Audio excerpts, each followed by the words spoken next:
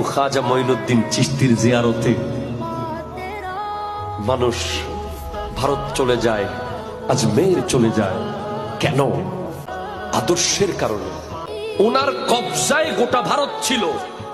উনি যখন ইসলাম প্রচারে আসতেছেন তখন পিতৃরাজের সৈন্যরা সুলতান শেহাবুদ্দিন মোহাম্মদ গুরির সাথে যুদ্ধ করে ওনাকে হারিয়ে ওনার সৈন্যদেরকে একেবারে শেষ করে দিয়েছিল।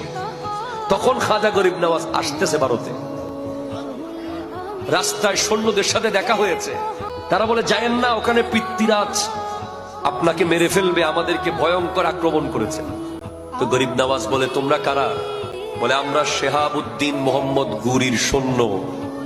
বলে, উনি শেহাবুদ্দিন, আমি মঈনুদ্দিন। এসে হিন্দুদেরকে কিচ্ছু বলেন নাই, তোমাদের কাজ তোমরা করো, আমাদের কাজ আমরা করব।